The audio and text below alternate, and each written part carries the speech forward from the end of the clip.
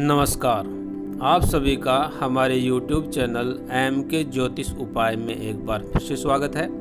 दोस्तों, आज इस वीडियो के माध्यम से हम बात करेंगे एक यंत्र के बारे में जो है वशीकरण यंत्र। और ये यंत्र है पत्नी वशीकरण यंत्र। अगर वर्तमान समय में देखा जाए तो लगभग 90% लोग अपने दाम्पत्य जीवन से खुश नहीं हैं, किसी न किसी कारण से। किसी को समस्या अधिक है तो किसी को कम, लेकिन समस्या ज़रूर है। दाम्पत्य जीवन में मतभेद के कारण कोई अपनी पत्नी से तो कोई अपने पति से परेशान है। तो मैं आज आपको बताने जा रहा हूं कि यदि आपके दाम्पत्य जीवन में समस्या है और समस्या का कारण आपकी पत्नी है। कारण बहुत हो सकते हैं, जैसे पत्नी आपके परिवार पर ध्यान ना दे या आप पर ध्यान ना दे और उसके कारण मतभेद हो रहा है। बहुत कारण हो सकते हैं जिसके कारण आपका वैवाहिक जीवन ठीक नहीं चल रहा है। तो हमारे ऋषियों ने वैवाहिक जीवन को सुखद बनाने के लिए वशीकरण यंत्र का प्रयोग बताया है। ये जो यंत्र है ये अत्यंत गोपनीय और गुप्त विधा है। अब प्रश्न ये उठता है कि जो विधा गुप्त है, गोपनीय है, क्या उस विधा को ऐसे ही बताना क्या उचित है? दोस्तों, अगर आप ध्यान दें तो आप देखेंगे कि YouTube, टीवी और गूगल पे ऐसे यंत्रों की भरमार है, लेकिन उसके करने का ना तो कोई सही तरीका बताया जाता है और न ही सही दिशा बताई जाती है। और लोग परेशान हैं। वशीकरण का नाम देखते ही लोग वशीकरण का मतलब ये समझ लेते हैं किसी को भी अपने वश में कर लेना, लेकिन ये बिल्कुल गलत है। आप किसी को भी अपने वश में नहीं कर सकते, क्योंकि ये प्रकृति के नियमों के विपरीत है। अब प्रश्न ये उठता है कि क्या ऋषियों ने हमें गलत विधा बताई? उत्तर है बिल्कुल भी नहीं। उन्होंने जो विधा बताई वो सर्वश्रेष्ठ विधा है। विशेष परिस्थितियों में जहां दाम्पत्य जीवन टूटने की स्थिति में है, जहां दो लोगों के बीच कुछ रिश्ता है और किसी कारण से या किसी के बीच में आ जाने से या किसी अन्य कारण से वैवाहिक जीवन खराब होने वाला है या वो रिश्ता टूटने वाला है, ऐसी ही परिस्थिति के लिए बनाया गया है ये वशीकरण यंत्र। आज मैं जो विषय आपको बताने जा रहा हूँ, जो प्रयोग बताने जा रहा हूँ, इसे नवरात्रि में अष्टमी के दिन संध्या काल में या रात में 11 से 12 बजे के बीच पूर्ण श्रद्धा भाव से उन ऋषियों का सम्मान करते हुए, नमन करते हुए, परम पिता का आभार मानते हुए, उनसे प्रार्थना करते हुए इस यंत्र को बना करके यदि जो व्यक्ति सचमुच परेशान है और वो पूर्ण श्रद्धा और विश्वास से इस यंत्र को धारण करे तो उस व्यक्ति को 100% लाभ मिलेगा। बस ये ध्यान रखिए कि ये पत्नी को वश में करने वाला यंत्र है, स्त्री को वश में करने वाला यंत्र है। अतः आप किसी भी स्त्री पर इसका प्रयोग कर दें, किसी की भी पत्नी पर इसका प्रयोग कर दें और वो आपके वश में हो जाए, ऐसा संभव नहीं है। ये यंत्र सिर्फ स्वयं की पत्नी पर ही काम करेगा, और वो भी जब आप सचमुच अपनी पत्नी से परेशान हैं। और एक बात मैं यहाँ आपको बता दूं कि आप अपने हित के लिए, अपनी स्वार्थ सिद्धि के लिए किसी को भी वशीकरण के माध्यम से अपने वश में नहीं कर सकते।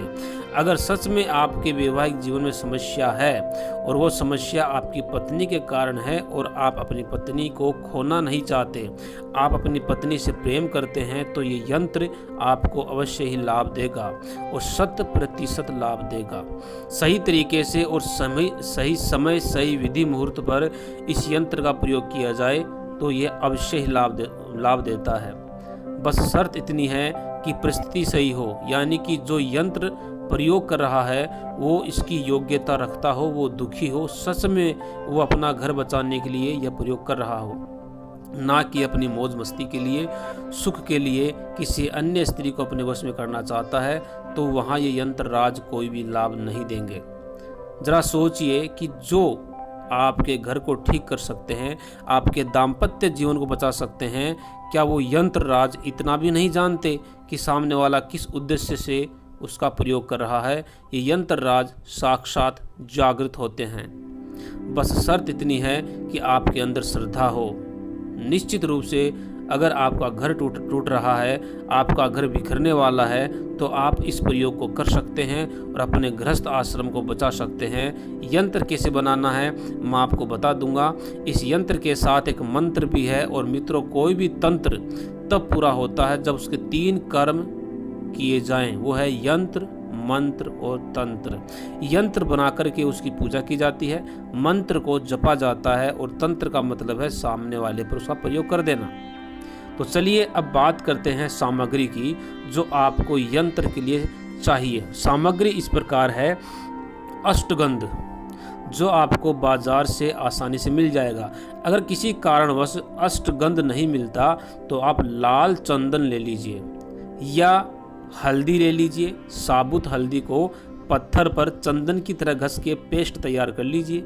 वशीकरण के प्रयोग के लिए चमेली की लकड़ी सबसे उपयुक्त लेखनी का काम करेगी। अतः कहीं से चमेली के पौधे की एक छोटी सी टहनी ले आइए और उसे लेखनी के रूप में प्रयोग कीजिए। भोजपत्र आपको लेकर आना है, पतला वाला भोजपत्र, क्योंकि पतला वाला भोजपत्र चांदी के या तांबे के ताबीज में आसानी से भरा जा सकता है, ताबीज के अंदर रखा जा सकता है फोल्ड करके, और फिर उस ताबीज को आप आसानी से अपने गले में धारण कर सकते हैं। अब चाहिए कि आपको एक आसन लाल रंग का सबसे उत्तम रहेगा। आसन ऊनी हो अति उत्तम। वैसे लाल रंग का बेडशीट भी आप प्रयोग में ले सकते हैं। ये प्रयोग आप नवरात्रि में अष्टमी के दिन करें। समय आपको पहले बता दिया गया है। नवरात्रि का समय विशेष होता है। इस रात्रि में किया गया तंत्र प्रयोग थोड़े से मंत्र जाप से ही जागृत हो जाता है और लाभ देने लगता है। तो ये यंत्र प्रयोग के लिए आपको करना क्या है कि नहा धोकर के, स्नान आदि से निवृत्त होकर के रात्रि काल में जो भी प्रयोग होते हैं वो उत्तर दिशा की ओर मुख करके करने चाहिए। साथ ही साथ एक कर्म साक्षी दीपक प्रज्वलित करें। दीपक को प्रणाम करके अपना कर्म प्रारंभ करिए कि भोजपत्र पर अष्टगंध से या लाल चंदन से या चंदन की तरह पीसी हुई हल्दी से, चमेली की लेखनी से इस यंत्र को भोजपत्र पे बनाना है। इस यंत्र को बनाने का मैं क्रम बता देता हूँ, उसी क्रम से आप इसको बनाइएगा। फिर ये निश्चित रूप से आपको लाभ देगा, क्योंकि ये जो यंत्र होते हैं इनको यूं ही लिख देने से कभी भी काम नहीं करते। इस यंत्र को बनाने का विशेष क्रम है जो आप समझ लीजिए। जो आपको टेबल दिखाई दे रही है, पहले वो टेबल भोजपत्र पे चमेली की लेखनी से बना लीजिए। उसके बाद बाएं तरफ से ऊपर से लिखना शुरू कीजिए। सबसे बाएं और ऊपर वाले खाने में लिखना शुरू कीजिए। पहले वाले खाने में लिख लीजिए 8 नंबर, फिर अगले में 4 नंबर, फिर अगले में 0, अंत वाले में 11 नंबर। फिर नीचे वाले खाने में बाएं तरफ आइए, उसमें लिखिए 14 नंबर, फिर 15 नंबर, फिर 7, और आखिरी खाने में 15 नंबर के बाद में 3 नंबर, और फिर आखिरी खाने में 7 नंबर आदि क्रम से लिखिए। फिर इसके नीचे वाले खाने में लिखिए, सबसे पहले खाने में लिखिए 1 नंबर, उसके बाद 19 नंबर, उसके बाद 12 और अंतिम खाने में 27 नंबर लिखिए। फिर नीचे वाली लाइन में आइए और बाईं तरफ से क्रम से सबसे पहले वाले खाने में लिखिए 6 नंबर, उसके बाद 13 नंबर, उसके बाद फिर 6 नंबर और फिर अंत में 4 नंबर। और ये अक्षर आपको हिंदी में लिखने हैं जैसा कि ब्रैकेट में आपको बताया गया है। आपको बताए अनुसार इस यंत्र को भोजपत्र पर लिख लीजिए। ऊपर मंत्र लिखा है ओम नमः कामाख्या देवी अमुखी में वसम करी स्वाहा। यहाँ अमुखी में की जगह है आपको अपनी पत्नी का नाम बार बार बोलना है। ओम नमः कामाख्या देवी अमुखी में वसम करी स्वाहा। ओम नमः कामाख्या देवी अमुखी में वसम करी स्वाहा। अमुखी में की जगह पे आपको अपनी पत्नी का नाम लेना है। इस मंत्र को इस यंत्र के बनाने के बाद 3 माला जपना है। 108 108 108 इस क्रम से 3 माला का जाप करना है। इस मंत्र को आप रुद्राक्ष की माला पर जप सकते हैं। अगर रुद्राक्ष की माला नहीं है तो आप 108 चने के दाने ले लीजिएगा गिनने के लिए कि गिनने में आसानी हो। चने के दाने पहले से ही आप अपने पास रख लीजिएगा और उसी समय यंत्र बनाने के बाद यंत्र राज को प्रणाम करके, अगर आपके पास धूप दीप पुष्प आदि व्यवस्था है तो थोड़ा पूजन भी कर लीजिए। जैसे आपने यंत्र तैयार किया, यंत्र तैयार करने के बाद में थोड़ा पूजन कर लीजिए। पूजा में पहले भोजपत्र पे ऊपर की तरफ थोड़ा चंदन लगा दीजिए, पुष्प चढ़ा दीजिए, धूप दीप अगरबत्ती दिखा दीजिए। इसके बाद आप प्रार्थना कीजिए। भोजपत्र जो यंत्र बनाया है भोजपत्र पे, उनसे आप प्रार्थना कीजिए कि किस कारण से आपने यंत्र का निर्माण किया है, और उस कारण के समापन के लिए आप प्रार्थना यंत्र राज से करें। फिर बताए गए मंत्र को 3 माला जाप करें और पूरी रात यंत्र को वहीं पूजा स्थल पर छोड़ दीजिए। प्रणाम करके यंत्र को प्रणाम करके वहाँ से उठ जाइए और आसन से उठने के बाद आसन के नीचे थोड़ा सा जल गिराकर उस जल से अपने मस्तक पे तिलक लगाइए। और अगले दिन नवमी को, यानी अगर अष्टमी के बाद नवमी होगी अगले दिन, तो नवमी के दिन उस यंत्र को, उस भोजपत्र को तांबे या फिर चांदी के ताबीज में डाल लीजिए और उस ताबीज को गले में धारण कर लीजिए।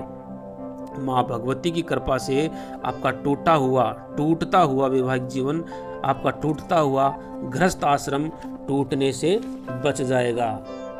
निश्चित रूप से अगर आपने ये प्रयोग पूर्ण श्रद्धा और विश्वास से किया है, तो अगर आपने ये सोचा कि हमने बहुत कुछ किया, चलो ये भी करके देख लेते हैं, ऐसा सोचने वाले अपना समय बर्बाद ना करें। इस यंत्र को आप पूर्ण श्रद्धा से, पूर्ण विश्वास से करें। इस प्रयोग को आप पूर्ण श्रद्धा से, विश्वास से करें। आपको ये 100% 100% लाभ देगा। कभी भी ये सोच के मत करना कि यार इतने हमने काम कर लिए, इतने उपाय किए हैं, कुछ फ़ायदा नहीं हुआ, चलो ये भी करके देख लेते हैं, होगा कि नहीं होगा देख लेते हैं। तो ऐसा ना करें, इससे आप समय की बर्बादी होगी। पूर्ण विश्वास से आपको ये प्रयोग करना है। यंत्र केवल श्रद्धा और विश्वास की वस्तु है। श्रद्धा पूर्वक अगर किया जाए तो लाभ मिलेगा। अतः यह प्रयोग आप श्रद्धा पूर्वक करें। तो आज मैंने आपको पत्नी वशीकरण का एक प्रयोग और बता दिया है। पहले भी एक मैं वीडियो बना चुका हूँ और ये एक वीडियो मैंने आपको और बनाया है आज आपके लिए। अतः आप इसका लाभ ज़रूर उठाइएगा और अपने टूटते हुए वैवाहिक जीवन को ज़रूर बचाइएगा। अब मुझे इजाज़त दीजिए, अगले वीडियो में एक नई जानकारी के साथ फिर आपसे मुलाकात होगी। तब तक के लिए नमस्कार।